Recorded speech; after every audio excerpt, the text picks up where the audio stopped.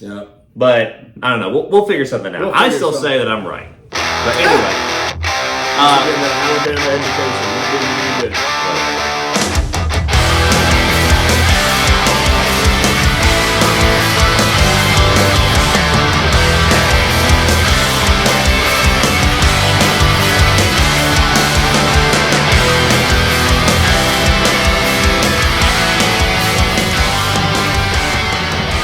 What is up, everybody, and welcome to another episode of the 5-Star Jobbers Podcast. I'm Cody. And I am so friggin' happy I couldn't be happier. For last night's WrestleMania. That was... I'll say it right now. I won't say it's the best, but one of the best WrestleManias I've ever watched. Well, I think that might... I won't say it's like the best WrestleMania, but last night's main event, the ending, how it was set up, and then just the way that they let the fallout, that's got to be the best ending to a WrestleMania. Oh, yeah, ever. 100%. That's number one ending to WrestleMania of all time. Definitely. I'd say that's better than the... Daniel Bryan's WrestleMania 30. WrestleMania 30 better than WrestleMania 30. Better than WrestleMania 12. Oh yeah. Better than 15. Better than 17. Yeah. I mean, this was definitely the best finish to WrestleMania of all time. No 100%. And you know what's so cool is how many people were like really emotionally moved. Yeah, that's the craziest thing. Like even Samantha Irvin. Yeah. That's just exactly what I'm talking about. Like she was choked up when he like you got to know that like Cody's the real deal in that situation. Absolutely. You've got all these people that are just so emotionally moved, like happy for him, excited for the moment. I mean, dang, if you go back and look at the video, even Roman Reigns is smiling as he's getting pinned. Exactly. I mean, it's just a crazy night. And we're going to get into all that here in just a little bit. But first off, thank you to all of our listeners and thank you to our subscribers who have been with us from day one. And thank you for all your support. If you haven't subscribed yet, go ahead and check us out. We're on YouTube. We're on all streaming platforms. You can find us on social media. We're on Facebook, Instagram, and TikTok. And we've got some upcoming events we want to let you guys know about. So here we go.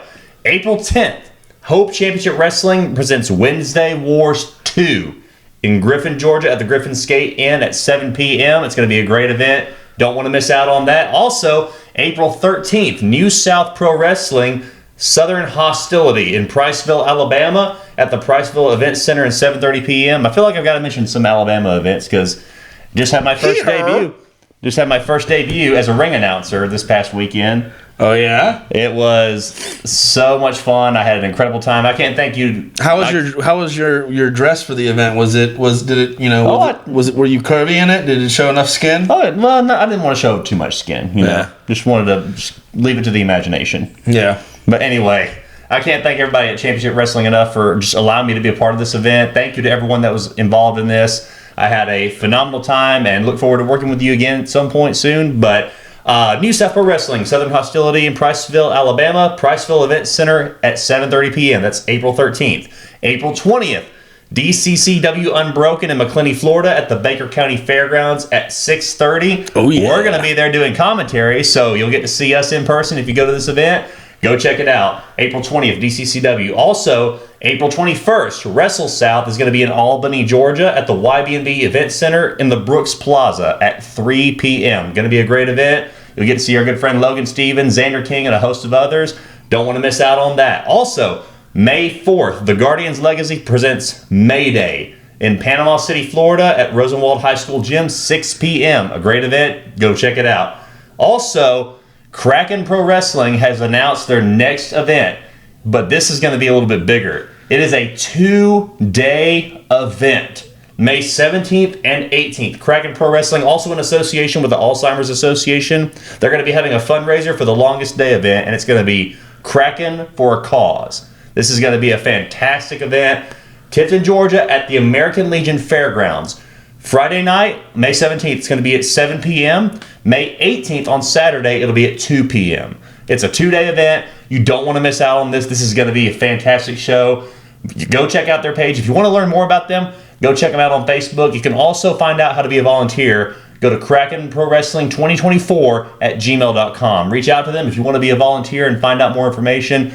A lot of things going on, a lot of events happening. But let's get into this weekend. WrestleMania 40 in Philadelphia.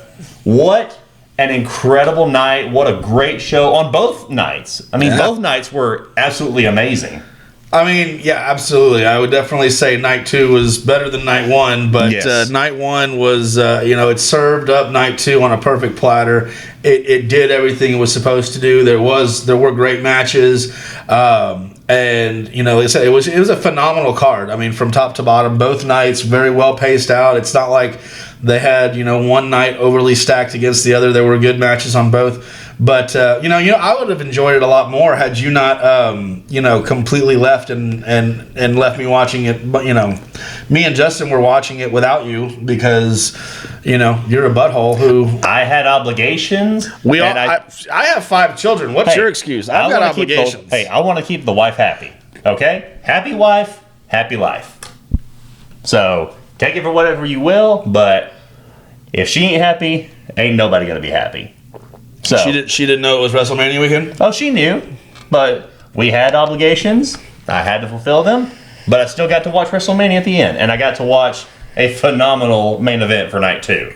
Mm-hmm. But we'll get into that. So night 1, like you said, it was pretty much a building point towards night 2. Of course, the tag team match with The Rock and Roman Reigns and Cody Rhodes and Seth Rollins was an incredible tag team match. I mean, overall, night 1 was... I'd say it was good. Like, it wasn't fantastic, but the main event is what made it. Yeah, I mean, spectacular. it was all about the main event. But yeah, no, there were a lot. We'll talk about each of the matches, but it was fantastic. I mean, night 1, you've got a lot of important matches that took place. Right. The key of that one, the very first match of the night, Right. kicked off WrestleMania, Rhea versus Becky. Yep. And a darn good match. The only thing that I will say is they even mentioned it at the beginning of the match that Becky was wrestling with like either strep throat or like some kind of like high fever. Yeah. So it kind of tilted the hand of the match, and you already knew like, okay, she's not. They're already making an excuse for why she's going to lose. So well, the thing is, like, we already knew going in that Rhea was not going to drop the title to Becky. Because, I mean, it doesn't make sense. We knew that, but I mean, true wrestling fans would look at this and say, there's no reason why Rhea should drop the title to Becky. If you're smart, like, if you know what's been going on and how much of a role that Rhea Ripley has been on, it makes no sense to drop the title to Becky Lynch. No, I get you. And you're right in the new era that we're in now, but dropping the title to Becky Lynch because Becky hasn't had the title in a while is totally classic booking under the old regime. And it's one of those things where it's like, no, this could have very well been a 50-50 match. But I think, with the way that Triple H is doing things and with long-term storytelling and with building characters and not just swapping titles, for a quick pop, yeah, to anybody who loves the business and watches it and sees how Rhea's handling that title, absolutely. But no, it could have been 50-50 at some point. But I mean, it was just a fantastic match for what it was. It was, hard hitting match. I don't know. I feel like I need Rhea to have like a more devastating finisher. Like the Riptide works. And like her doing the Riptide into the turnbuckle and then doing another one is cool, but I just feel like there's like something more devastating like that she could be doing than a pump handle slam.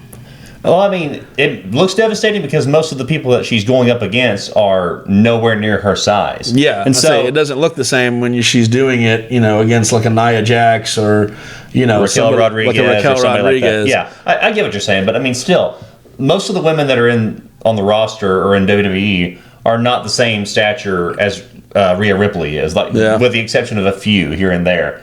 But I feel like it's a devastating move in just what she's been able to do with it with the other women that are smaller. I mean, this is me just getting deep in the woods here because I just feel like Rhea is so marketable. Her look, the way she talks, the way she handles herself. Like I said, the only thing missing from her is just like this, that one just devastating move in her arsenal that when she hits it, there's no question you're done. Right.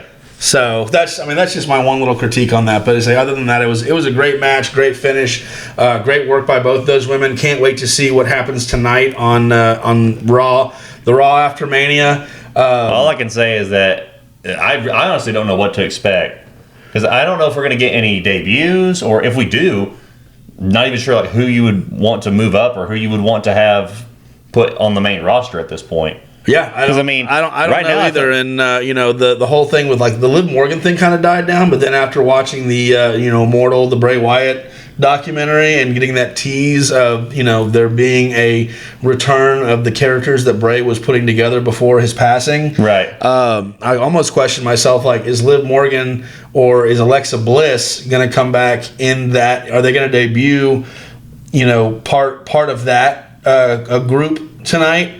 And does that lead up to some, a more supernatural Alexa Bliss or Liv Morgan? Does that pose a threat to a Rhea Ripley? Honestly, it probably could. Yeah. It may be a while, though, because... Thoughts from a genius. I think that they're going to just postpone it a little bit longer just to help build in, because I think that Bo Dallas is going to come back, or whatever his name is. I think that he's going to come back as, I don't know if it's Uncle Howdy, but I know they teased it at the very end of the documentary, but... I don't know. I guess it's just me not really understanding like how that's going to play into storytelling going forward. Just because it's hard for me to see past where we're at right now, just because I'm riding a high from WrestleMania. Yeah, but I'm always looking forward. So as the moments happened, and so now I'm like, okay, where do you go next? Right. So that's immediately my thinking. Like I see, okay, Becky just got conquered. So what's going to be on Rhea's plate next? Right. Because it's just as important. Like you have a WrestleMania moment like that. But if you don't have a good storyline to follow it, then, how much longer is she going to hold the title? What's the value of her holding the title? So, yeah, no, Rhea, great job. Congratulations. And then I can't wait for the next big one. Oh, yeah, it's going to be great. Honestly, probably the best part of that was her entrance. Oh, yeah, it was a good entrance. I'm not going to lie. I was a little disappointed overall by entrances this year. That of all the things. Really? Yeah, I mean overall, there was some that were just kind of like, okay, cool. But there was only a few where I was like, oh, all right. Mm-hmm. Now, as far as gear goes, there were a few that I was like, okay, that's really cool. Yeah. I mean, for me, Cody Rhodes was the best. Cody Rhodes I thought was okay. I was saying to Justin, not you because you weren't there, but I was saying to Justin that his mask, it was funny, like with the skull and stuff like that, it was almost reminiscent of a Triple H. Right. I was like, oh, okay, so we go from breaking the throne to mimicking the King of Kings. Could you imagine if he had the throne? It also reminded me of that, what was that Pokemon that looked like a dead raccoon? Clubone or like some it was like it looked like a raccoon skull. Like I couldn't help it while I'm watching it. I was like, is this a Pokemon reference? If it's not Pikachu, I have no idea who it is. You take a Pikachu thing yourself, didn't you? Whatever. Pikachu, pick at me. I don't know who you're picking at, but you better not be picking at you. Anyway, now you made me lose track of thought. I don't even know what we're talking about. Oh, yeah, gear. But to me, Cody Rhodes had the best one. I liked Bianca Belair just because of the Marvel geek in me, that she was dressed as Cyclops. I thought it was cool. I thought it was cool, but then she's walking down the thing trying not to hit Jade. And she's hitting Jade every time. No, she's trying, and she's hitting. I'm like, if I'm Jade Cargill getting hit by that, I'm like, back your behind up, girl. This is my WrestleMania moment. All right? Stop hitting me with your dang weave. The extensions. But no, yeah, I mean, that was cool. And then I would say, as far as gear goes, I think Bayley would be like number 3 for me. Not the entrance, the Bayley entrance was not for me. No, I'm saying gear alone, not the entrance. The gear being carried in by the boys. that was like Dalton. Yeah, is like Dalton Castle going to come out now? I think he rented him out for the since Tony released him, they needed to find a new day job. Right. Speaking of, just take a pause for the moment here. Yeah. We're going to watch a video on Wednesday. Are you aware of this? So what are you talking about? Tony, they announced it on Collision. Yeah. Dude, they're going to be. Yeah, we'll get into that here in just a little bit. We'll talk about that later. But yeah, I'm going to try and go through WrestleMania. Yeah, I'm kind of like, what are they going to show? Or like, what could they show? But I mean, still. I mean, they wouldn't show anything if they didn't have something to show, wouldn't they? I don't know. I'm very skeptical about that whole thing. I think it's just we'll continue on. But after that, what was another highlight of night one for you? Oh, the tag team match. No, not the tag team match. The tag team ladder match. Yeah, the much contested tag team ladder match. Where you were half right. Technically, I still won that one. You won half of it, yeah. Because well, here's the thing: we didn't know that they were going to split the titles. We didn't know that they were going to split the titles, but we agreed that the match was worth 2 points. I believe if you go back to the 28-minute, 30-second mark of last week's episode, you will hear me say that if you pick the winner, not a winner, the winner. We agreed that the match, because I remember I said I put the wager out for the match. Yeah, and I said if you can pick the winner, meaning one team out of but the still, four. Your team didn't win. My team didn't win, but your team was not the only winner. You did not pick the sole winner. They were a winner. Half a winner. They were a winner. Buddy, I don't. This is one of those things like close enough is only counts in hand shoot. Was it horseshoe and hand grenades? You did not nail it. Okay, you did not pick yes, the two. I did. I picked a winner. You picked a winner. You picked half a winner. You didn't even have a winner in the match. I did, but the other two matches that we disagreed on, I picked the winner. You had losers. True, but that match was worth 2 points. On the auspices that only one team won, but two teams won. But neither one of them. Your team didn't win it. My team won. Yes, half the match. But that match was worth 2 points. Yes, and you should get half of 2 points, which is 1 point. No, I don't get half 2 points. They won a match. You don't get a participation trophy. Look, he picked the right matches for Escobar and Mysterio. 2 out of 3. We disagreed on 3 matches. Right. I picked 2 out of 3, and I picked 2 perfectly. And I picked the one that had the 2 points worth. It was 2 points. Yeah, so half of 2 points is 1. So no, 1 to 2 is not tied. We're tied. The match for the tag team titles was for 2 points. All right. Those of you watching and those of you listening, please comment and let us know what you think. Exactly. I say it's a tie. And I'm right. It's okay to be wrong, John. It's okay to admit it. It would be okay to be wrong if I was wrong, and I'm telling you, it's okay for you to be, wrong as well, because you are wrong. And no, I'm not. Words exist for a reason. The word "the" and "a" are very different words. The winner means the only winner, the singular winner. The match. Yeah, the winner. If you can pick the winner. I picked a winner, but the match was 2 points. You picked a winner. The match was 2 points. Listen. Okay, there's the one, and then there's a one, okay? And my one won the match. No, your one won half of the match. But it's still, the match was worth 2 points. And they won half of the match, so you should get half of the points. It counts as 2. They won the match. No. Okay, so when you're talking about WrestleMania 2 or 3 years from now, who will you say won that match? Now, what are you going to say? What are you going to say? No, hold on. Are you going to say that Awesome Truth won the match? Or are you going to say Awesome Truth and Grayson Waller and Austin Theory won the match? I'm going to say they won part of the match. But here's the thing. Yeah, part of the match itself was worth 2 points. So you should get part of the points. If it had been a situation where Awesome Truth and DIY won separate titles, yeah, we'd have done half points on that because you were right and I was right. But it didn't go that way. My team won. Your team didn't. Once again, please comment and tell this yahoo that he is wrong, and he just doesn't want to go through a table. At the end of the day, he just doesn't want to admit that I was right about the match. Well, I'm not going to lie to the people. We would lose all credibility. You guys can go back and watch it and decide for yourselves. But either way, I say it's a tie. And I say you're going through a table. We're gonna figure out a way to resolve this some way, some form. Stay tuned. Hopefully we can get some help on the outside to figure out how we can settle this. Yep. But I don't know. We'll figure something out. I still say that I'm right. But anyway. Once again, that Alabama education not doing you any good. Whatever. Anyway, night 2 of WrestleMania was absolutely amazing. And it's going to kind of play into my high spots and botches, which surprisingly, I couldn't think of any botches for this week at all. But but we'll get into that later. But night 2...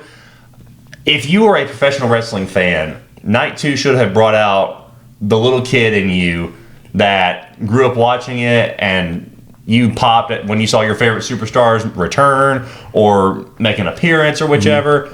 This main event like brought out all the feels and all the emotion in me. And I mean, You want to know what one of my favorite parts of night 2? What's that? The very kickoff of it, when Stephanie McMahon came out and got to come out and get her flowers from the fans. Yes. Because, with everything that's going on with her dad, and the fact that, when her dad came back into the fold after leaving temporarily, she stepped down, got out of it. And you hear all these people like, what did Stephanie know? What did Shane know? How did people say they didn't know? Blah blah blah. I'm like, you know what? A lot of these people are on the road 24/7, 300 days a year. And a lot of them don't know the ins and outs. And when they're not on the road, they're home trying to enjoy their time with their family. Exactly. They're not playing what's Vince doing today. No. And so, for Stephanie to this is the first time we've seen Stephanie in well over almost 2 years, right, on the screen, over a year easy, but almost 2 years that we haven't seen her, and she has been, a critical part of the creative and of the production of WWE for decades, right? And so for her to actually get to, make kind of a comeback, be there, introduce the evening, talk about her husband, be proud of what they're accomplishing, because let's say, your husband and wife, you don't accomplish anything singularly. You do it as a team. Absolutely. So, congrats, Stephanie. Welcome back. We love you. We are so thankful. When I saw her on Friday for the Hall of Fame, and she had the ECW hat on. I mean, I almost shed a tear at that. I was just like. That whole I'll go ahead and say it. The Paul hands Heyman, down, best Hall of Fame acceptance speech ever. Oh, 100%. Better than Taker's, better than Shawn's, better than Jim Ross's. Hands down, the best. Well, I mean, because Paul Heyman is, I'll say he's probably one of the best orators. Oh, he's the best talker in the history of the business. Because, Undertaker is not a good talker. He's never been a good talker. No, he's a presence. Right, exactly. He's all about saying more with less. Exactly. But Paul Heyman's speech, just the trip that he took you on. Exactly. From the from the beginning of his story to the end of his story, the ins and outs, and then just him saying, "I'm a Paul Levesque guy." Yeah. It's I don't know who's paying these guys to say this, or if it really is just that different. Yeah. That's what I believe it is. I believe that there is such a difference, and there's such a renewal of hope and faith, but in the backstage now of where the product is going in WWE. For him to say that, I think it was that was just truly powerful. Yeah. But yeah, we say, Stephanie coming out at the beginning of night 2, and it was really funny. On night 1, Triple H comes out at the beginning, and he doesn't say, "Are you ready?" And right. I was like, wait, what, why did you not say it? That's what you say. Right. And so then when he comes out, because you weren't there, it was me and Justin and my beautiful wife Erica, and Erica goes, she's gonna say it. And then she, are you ready? And I was like, yeah. Yep. And so it was a great moment, and it was a great weekend. It had to be a good weekend for that family, and with everything going on, I'm so glad that they got to enjoy themselves and they got to get their flowers. They're much deserved. Oh yeah, I would say that this is the most enjoyable WrestleMania for all parties involved, not just for fans, but also for the talent, for everybody involved, from the higher ups to everybody that's working in camera crew. I mean, everybody just enjoyed themselves at this WrestleMania. Mm-hmm. But I want to talk about the main event of night 2. You like to rush to the finish, huh? I mean, you're disgusting. Young men, they don't know how to make things last. Anyway, yeah, if you hear a wheezing in the background, it's because we got our camera guy Justin back here behind camera, just laughing at. He's trying to get me to pop as much as he can. Every now and then he's successful, but I was successful at the Kraken show. Oh yeah, 100%. I had multiple times where you literally had to look away from the table. Oh yeah, I looked at him like, you son of a. Yeah, but this main event, I mean, you couldn't have asked for a better way to end WrestleMania. No, this is the culmination.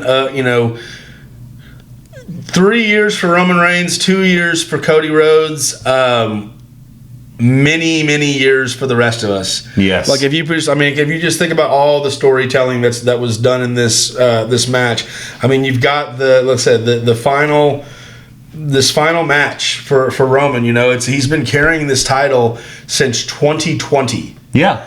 But for him to get to where he was as the tribal chief, to get to the place where him having the title so long, that's been since he debuted, long story.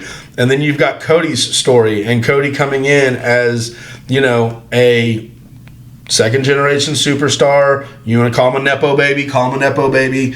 He had to pay his dues. Yeah. And he paid his dues. And you can argue it here or there, but I mean, I'd say he paid his dues more than just about any other second generation wrestler I've ever seen. I don't think Randy 100%. I don't think Randy Orton paid the dues that Cody paid. I don't think Charlotte Flair paid as many dues, as Cody has paid. And then, him leaving.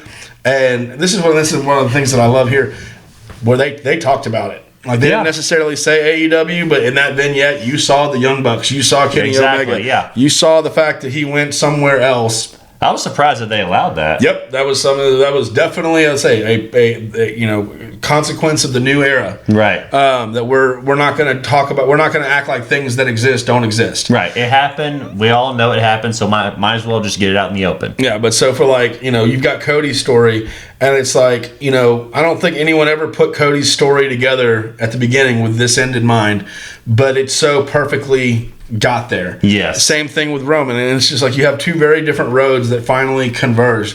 Good pun there. Two different roads. Pun unintended. Pun intended. And then you have the very fact of The Rock coming in, and let's not mince words about this.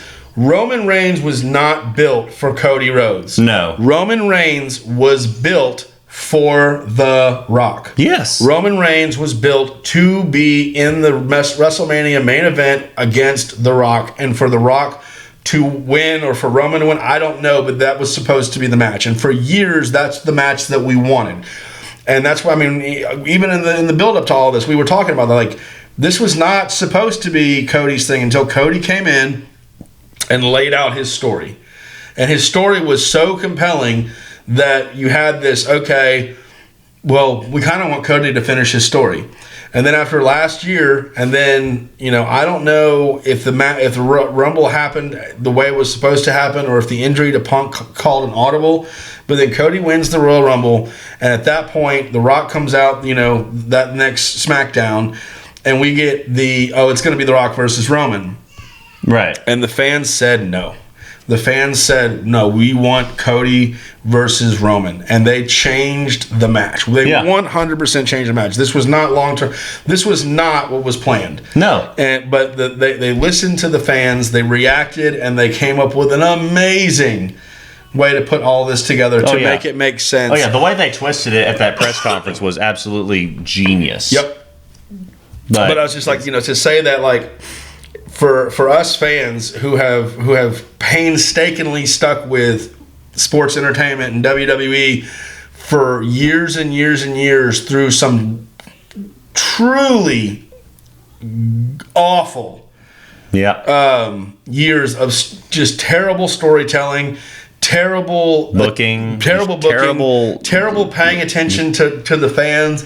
The years of getting Roman shoved down our throats when he wasn't ready. We know he wasn't ready. He wasn't being his true, genuine self. It's like the Tribal Chief got over, not because they finally broke us. The Tribal Chief got over because Roman Reigns was finally a character that we knew he was. Right. And that's not a kick towards him or anything like that. It's just that's the character that Roman portrays best. Like that, the Roman that people liked when he was with the Shield was a quiet, like, it was pretty much like your quiet powerhouse that only spoke whenever he needed to. Yeah, and that's what worked, and that's why the Tribal Chief worked, because it's the same thing. You let Paul Heyman do the talking, and then Roman, as he got much more comfortable talking, could come in and add little crisp endings here and there. But I say, like, the Roman story, the Cody story, the fact that they actually put the story together to make it make sense and to really serve the people, but then to bring in The Undertaker, John Cena. That's why I wore this today. Yep. I knew... And that was a great swerve. That was a fantastic swerve. We were all hoping to hear the glass break. Well, we saw Cena come out, and Justin goes, "Okay, it's Cena, not Austin." And I was like, They're like, no, I was like, not yet, because you still got to have The Rock. Because I was like, Seth didn't even come out, and then I was like, well, and I said to Justin, I said, if Cena takes out The Rock, then maybe that he's the only one. But if The Rock takes out Cena, there's still at least one more. Right. And then the Shield music hits, and Justin absolutely starts peeing his pants because he's a Shield. He's a Shield. I'm like, wait a minute. Is it just Rollins? I'm like, we were thinking, we were like, could it be Moxley? Could it be Dean Ambrose? I'm thinking. I was like, there's no way it's him. But like, if it was, that would have been outstanding. Yeah, I mean, like that was that's the mark in me where you go to this makes absolutely no sense. But what if? Right. But he comes out and then there's that moment, and it's Roman. It's like he's got the chair in his hand, and obviously anybody would look at your opponent and say, I'm taking you out with the chair. But he looks at Seth, and he sees Seth wearing that Shield wear, and it reminds him of Plan B. That moment of Plan B. And he can't help himself, even after everything he's accomplished, how far he's come from that person that he was back then. That meant more than what he was doing in the moment. And so he chooses to take out Seth instead. And then we have the blackout. That was absolutely amazing. Like, I think if you watch any reaction video from anybody that was watching it live, you will see people absolutely lose their mind. We lost their stuff, and we woke a sleeping baby, and my wife was none too pleased. I about broke the bed. I was just like, yes! That's You're sick. I mean, if you want to share your personal life on here, that's fine. What? I mean, that was unsolicited. My gosh, it's good to know. You might want to reinforce it. Okay, I don't. Whatever. I would hate for anybody. Anyway, I would hate for anybody to get hurt. Anyway, I popped so loud whenever the gong hit and the lights went down. Once again, personal information. Would you shut up?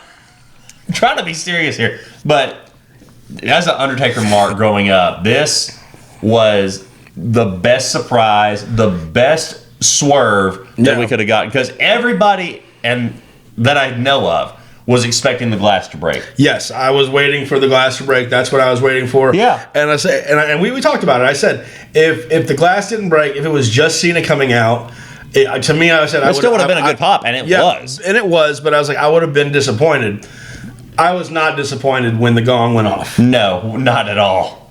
That was absolutely amazing. But yeah, the whole match, just from bell to bell, the beginning of this was just absolutely amazing. Had us on the edge of our seats from the very beginning. I mean, even to the very end, after the match was over. After the match was over, to me that was even cooler, because I was just like, normally you have just the champion in the ring with the title. And he brought out Brandy. He brought out his family, his mom, his older sister, Brody Lee Jr. Yep, Brody Lee Jr.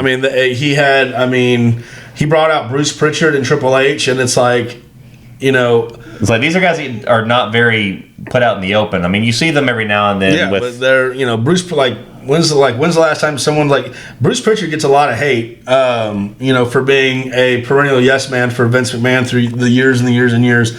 But I don't know. I've listened to enough of his podcasts and heard enough of his stories to know that as much as he was a yes man at times, like, you had to be a yes man to be there, right? And you had to be there to make influential changes, or to be able to have a say. So it's like, sometimes, understand the business world. Sometimes you got to eat, chicken S in order to be able to run the barn, right? Eventually. And so, Bruce Pritchard and Triple H, I think they've had quite a few spoonfuls of the chicken S in their lifetime. Yeah. And now they can really work towards improving the product, improving the culture, improving everything, and they're doing that. Yeah. So it was just super positive. Yeah. Super positive. And what got me and almost broke me was whenever you hear Samantha Irvin go on the mic, and she can barely get through the introduction. Like, you can just feel the emotion in her voice. And if you go back and watch the Instagram page, you can see the video of her just full tears streaming down her face as she's trying to get it out. And it was just emotional for everybody. Yeah, and who's better than Samantha Urban at this point as Honestly, far as like a ring announcer? I'd put her on the Mount Rushmore of ring announcers. I mean, yeah, I grew up with Howard Finkel. I guess who was the one who did the Rated R Superstar? Tony Schimmel. Was it Schimmel? Yeah, it's Schimmel. And then you got Justin Roberts. I'd put him up there too. You had Lillian Garcia.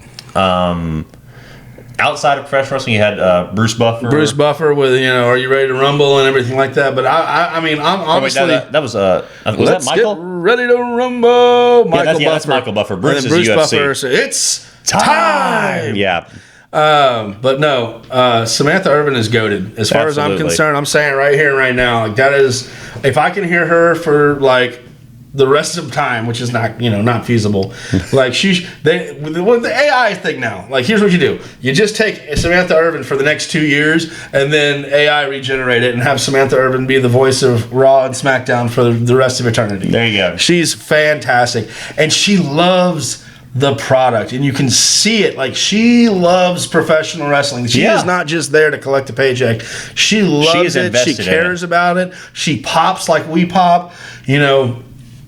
It's nice. It's nice to see the people seeing her care about it as much as we care about it. Yeah, seeing her reactions to whenever Ricochet pulls off these incredible feats of either strength or she's probably also thinking, I'm gonna have to put ice on that tonight. Yeah, or oh my gosh, we're about to make a trip to the hospital. Yeah, but yeah, she is absolutely fantastic.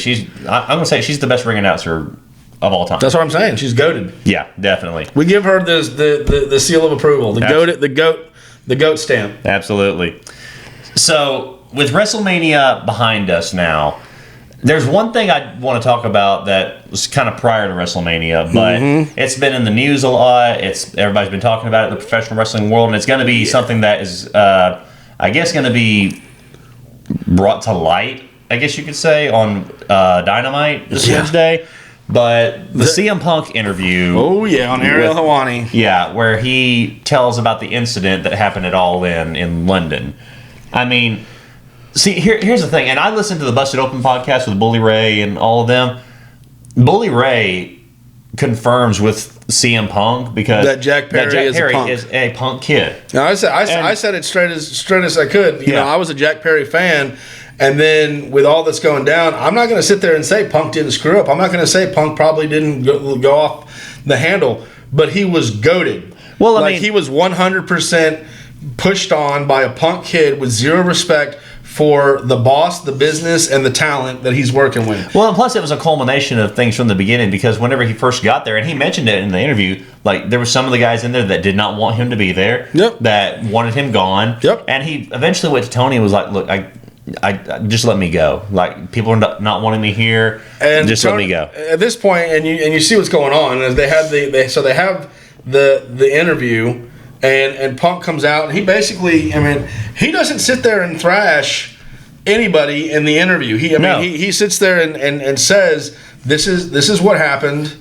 And obviously, that's going to be from his perspective. It's going to be self-serving to him. Right. I guarantee you, it's not that cut and dry. But at the end of the day, the facts on the table is that you had a young talent that was pushing to do things that the administration had said no to, and then several people told him. And then for CM Punk to have to be involved, whether he involved himself or whether they asked him to be, I don't care. If he involved himself, he felt like it was necessary, or somebody asked him, and that's somebody whose job it is to take care of. And at the end of the day, the person who runs and owns the company, that's their job. Exactly. That's what I was going to say. Because Tony Khan needs to be the one that has to be the disciplinarian. But he's not that guy. I guarantee you that if anybody gets out of line in WWE, Triple H cuts that crap down real quick. Oh yeah, well see that's the thing. Triple H, he's been in that position and he's been a part of a locker room to where he knows what you can allow and what you can't allow. Yeah, and when you have someone who is a nice guy like Tony Khan, not knocking him as a person, Tony Khan is a nice guy. But he's you a fan of wrestling, an establishment of authority. At exactly, the end of the that's day, the thing. Like, not only did, during before Triple H era, before, not only during Vince's time was, the buck stop at Vince, but if we want to take Vince out of the equation too, there was also an establishment of authority in the back room, and his name was Mark Calloway, the Undertaker. Yeah. And the boys regulated the boys, and that's something that Bully talked about on the Busted Open podcast, where it's like the boys. There has to be a hierarchy and there has to be authority. And like New Japan has the entire Young Boy process for that exact thing to establish who's in charge and who's not in charge, and like who, what you're allowed to say, what you're not allowed to say, what you do.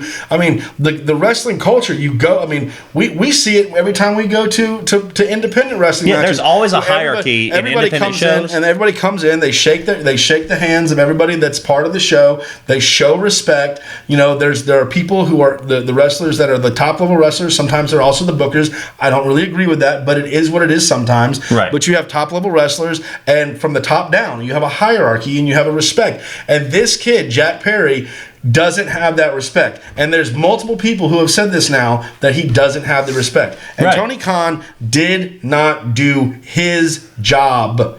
The fact of the matter is when this started, when CM Punk and Hangman Adam Page had a promo and there was a problem, they should have been sat down behind closed doors and it should have been dealt with and it should have been squashed right then and there. And any good leader will tell you do that immediately. You don't let that crap fester, especially in a world of people that are as emotionally charged up as professional wrestlers who have to go out and professionally work with each other and put their livelihood in each other's hands. Right. You squash that beef immediately. Exactly. Khan didn't do that. And then after the blow up and everything like that, did he have an all meeting? Did he have everybody get together? No, he just got rid of the two guys that were the culprits of the whole situation. What he did was he said, okay, well, we're going to put you on this show and we're going to put you on this show. I'm like, is it still under the same umbrella? Are we still dealing with the same people day in and day out? And it was essentially just the people that were on Dynamite that didn't care for Punk at all. Mm-hmm. And all the people that liked Punk were over at Collision. Like you had FTR, you had Thunder Rosa. Yeah, Thunder Rosa, Malachi Black. No, but it's like at the end of the day, the leadership, it was a complete failure of leadership. And I've been saying that since the get-go, and everybody wanted to give Punk crap. And at the end of the day, is Phil Brooks a perfect person? Absolutely not. No, he's a jerk. Not. Yeah. I guarantee you he's not the kind of person you want to hang out with for long periods of time, because he'll probably say something that gets under your skin. But he's the draw. Yeah. He's the draw. And let's face it, they're gonna play a 30-second, 45-second clip of CM Punk and Jack Perry brawling or whatever they're gonna do at All In, and that's gonna be the highest rated segment that Dynamite is gonna have had in months. It's still at the expense of CM Punk. Yeah. CM Punk will still be responsible for their highest draw. Yeah, the fact that you still need to try and include CM Punk in things just shows that and you Tony's messed gonna up. try to show, I'm such a nice guy, I'm such a good guy. He's talking crap about me and my promotion, and they had to have Edge go out there and talk about how great AEW was, and it's like, I hope Edge got a really good bonus for that one. Yeah, seriously. I mean, I'm not knocking that they put on great matches. Like, they put on great matches. They put on fantastic matches. But the thing is, there's no substance behind it. It's just great matches. Okay, great. Where do we go from here? Cool. Great match. And then, can I go now? Like the last two premium live events that AEW has had, I did not care to buy for them. And I don't care to go and get this one, Dynasty, whatever it is. Yep. Like, there's nothing there that excites me. I mean, they're getting a little bit better. I'll say this, like, the segment with Swerve and Joe, that at least. Oh yeah, that segment was good. That was a good segment, and I say, the kind of respectful rivalry they've got with Daniel Bryan and Will Ospreay. I can get it. They're not going to get there and try to talk. We hate you, I hate you, blah blah blah. You don't need to sell bullcrap to sell tickets. Right. But you do need to make the matches compelling. Right. You need to give us a reason to care. And just two guys going at it, like, I'm sorry, they do that boxing all day long. When's the last time you spent your hard-earned money to watch no-name guy versus no-name guy in a welterweight champion, in a welterweight non-title match, boxing match? Right. Like, no, they give that away for free. Nobody watches it. I mean, boxing is a joke compared to what it used to be years and years ago. Yeah. And you know why boxing was over years and years ago? Because guys like Muhammad Ali, because guys like George Foreman, guys like Mike Tyson and Evander Holyfield, who knew how to promote and sell matches. Well, it's because like you have to have characters. Like you have to have some character. kind of personality. Same thing happens in with the UFC. Yep. I feel like we're on the same page a lot with everything that we've got right now. Yeah, because at the end of the day, it's about storytelling. The reason that promoters are called promoters is because you have to give people a reason to want to see something. Yeah, the last character that we saw in UFC was Conor McGregor. There's been nobody since then that has like been the draw that he has been because he's a character. Like he has the personality. He has the I don't care what you think, I don't care what you say attitude. Like, I mean, guys like Chuck Liddell, guys like Kimbo Slice. Yep. I mean, Rampage Jackson. Tito Ortiz. Yes. I can't remember his name. I'm getting one of those old man moments where I forget people's names. But one guy who, I mean, he lost most every fight that he was in, but he could talk himself into a title match almost every single time. It was the guy, he did a lot of time stuff on commentary too. Yeah. I'm totally blanking on his name. I'll remember it later when it doesn't matter. But like, if you can talk and you can get people hyped up and you can get people, whether it's angry or on your side, then you can sell a match. But if you're just another Joe Schmo, why should they care? Right. Why should I spend my hard-earned money, to see something? Right. If you're not going to take the time to draw me in, why should I buy? Why should I come? Why should I watch? Exactly. But yeah, it's just all about trying to get characters over. But AEW just puts on good matches. They put on lots of good matches with zero storytelling, zero context, zero background, and they can make a match that to me could be worth a lot of money to watch. Just another everyday match that came and gone and no one will remember. Right. I mean, all that to say, we're not really sure how this segment is going to go on Dynamite. I'm interested to see where they're going to go with it. Yeah, I'm interested to see where they go with it. I'm interested to see what the fallout's going to be of it. Because at the end of the day, that they show the video and CM Punk is losing his mind.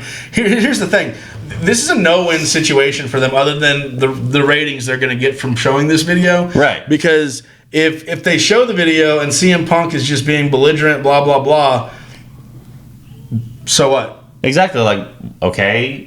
What does that mean? That's what we thought would happen in the first place. Yeah. If we go back there and he's anything that's not completely belligerent and he's like the least bit reasonable, then they look like complete idiots. It confirms what he says more than it contrasts. And at the end of the day, it's like, well, you want to show this situation with the Jack Perry thing? Why don't we also talk about the Bucks, the EVPs, storming into his dressing room, or do we not have video of that one? Right, exactly. Because I said the stories have come out, and there's NDAs for that particular one. Yeah. Because that one they're not allowed to talk about because I think it paints the Bucks in a bad light because CM Punk didn't go busting into the Bucks room to talk to the Bucks about anything.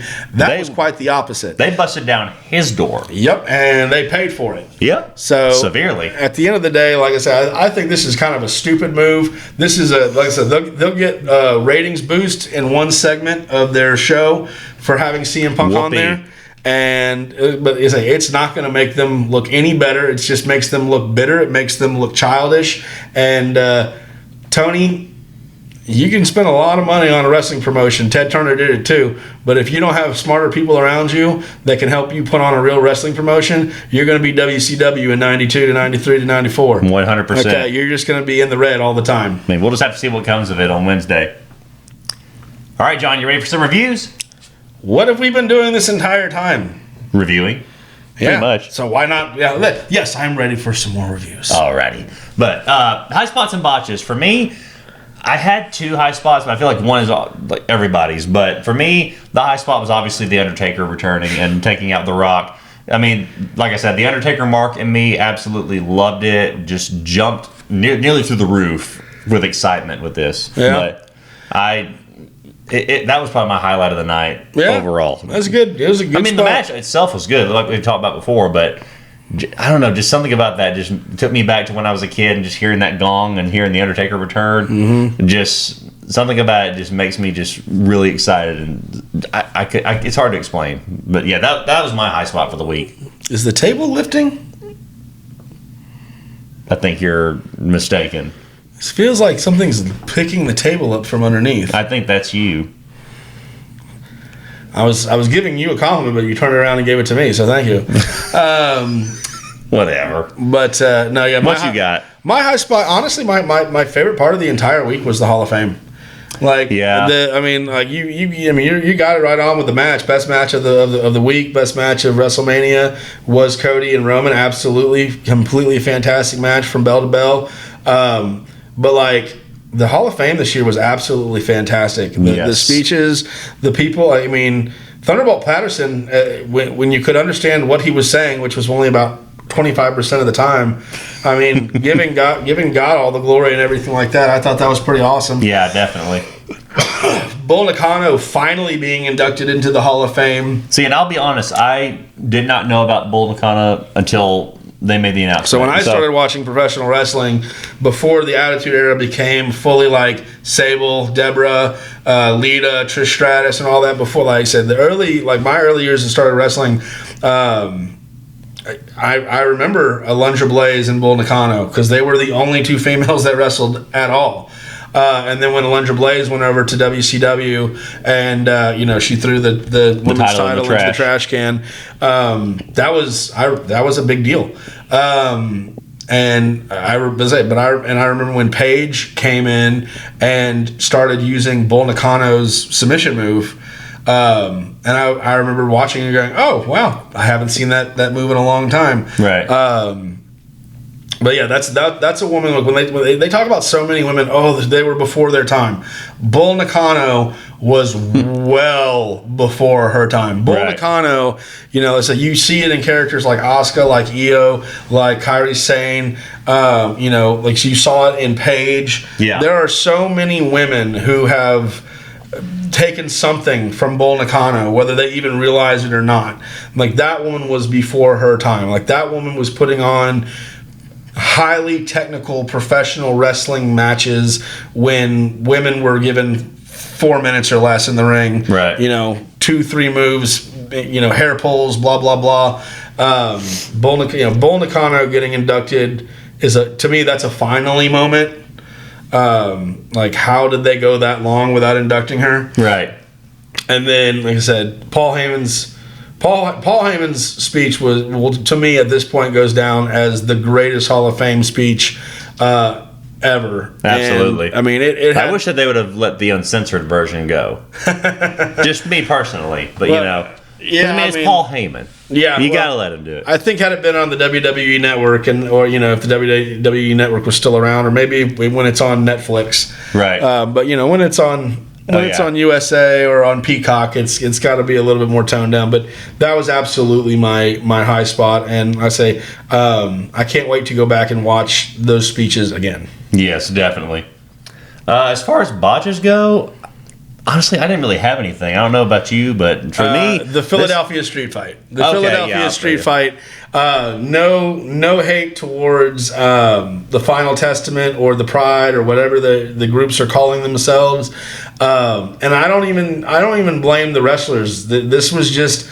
I don't know what happened, but there were just botches left and right, from Bully slipping on the bottom rope to the table that broke before it even got finished being put up. Yeah. They did their best to move through that match and to do good things, but you could just tell that things had gone wrong in that match, and that certain spots they were trying to set up just didn't happen the way they were trying to set them up, and so they did their best, but that match was a little hard to watch at times. And then one of my favorite, but like it's like a botch, but it actually wasn't bad. But one of my favorite botches of WrestleMania was the broken ladder on night one. Because you see the referee at the bottom, like near the ring apron, going, "Stop! Don't do it!" And Damian Priest is like, "Shut up! I'm going up the ladder. I'm about to grab some titles." I see what you mean. And then the Miz runs up, and you can tell he has no idea that he's on the dangerous side of the ladder right now. But then they finally get them off, and Damian Priest, okay, like, here, I'll toss this over. Yeah, what's funny about it, though, is you see R-Truth handing Damian Priest the ladder from the corner. He's like, please, don't use that ladder. It's like, not good for you. Try this one. Yeah, but it's probably super loud. Like I don't know if they can hear each other really at that point. Probably not, because with like 70,000 plus in there, it's probably hard to hear anything. Yeah, so it was just one of those where like you're watching, you're like, man, I really hope nothing really bad happens. Right. And then I see them about to go for the South of Heaven at the top of the ladder. I was like, this is gonna be bad. Yeah. And then luckily the ladder starts to go a little bit, and then they just kind of bail out on it. Exactly. And then that's where he gets down and then throws the ladder out and goes, okay, that's what you guys were trying to tell me. Yeah. It's like, oh, okay, I see what that was. So that was a funny botch. It could have been a bad one. Yeah. Honestly, like had they gone for South of Heaven, then yeah, it definitely would have ended bad for both guys. Yeah, no, I mean it's just one of those where I'm sitting there watching it, and it was Saturday night, so I was like, the ladder's broken, the ladder's broken, the ladder's broken. Yeah, it's like, get down. So no, luckily nobody got really badly hurt, but that was one of those where it could have been bad. So botches. Those are the botches. Like I said, as far as anything that particularly happened that I didn't like, no, it was a great week, fantastic pay-per-view, fantastic WrestleMania, fantastic Hall of Fame. I'm riding high, and I am excited about tonight. I'm excited to see where we go next. I mean, honestly, I think things are going to shake up big time on the road to Backlash, because Backlash is literally just 3 weeks away. And it's in France. Yeah. Are you studied up on your French yet? Voulez-vous coucher avec moi? C'est quoi? Oui, oui. Baguette? Poupou? Je m'appelle Claude. Yeah, with Backlash being 3 weeks away, I mean, I don't know how much is going to happen in that time, because, I mean, I feel like it's just a short amount of time to try and do any kind of shakeups. But no, I think you got to wait till after Backlash before you do the Raw shakeup. I mean, honestly, Backlash, I think kind of writes itself. You've got matches that need to happen to solidify some things. I don't think you're going to have Cody versus Roman again. No, I think Roman is going to be gone until at least SummerSlam at this point. Do you think we're going to get Cody in any kind of match at all? I mean, I would think honestly, I would think we'll definitely get Cody in some kind of match. Maybe like in a tag match or six-man tag or something like that. I think we might get Cody versus Seth. Already? I think I'm not writing it in. All I can say is Drew has a genuine gripe against Damian, because Damian cashed in Money in the Bank on him. Right. Now Drew might go immediately towards Punk, because it seems like Punk is good to go. Yeah. So we might see some kind of a Drew versus Punk. But if I'm Drew, I'm going to go for the title again. There's another opportunity for Punk to screw Drew over, build that rivalry even more. Yeah.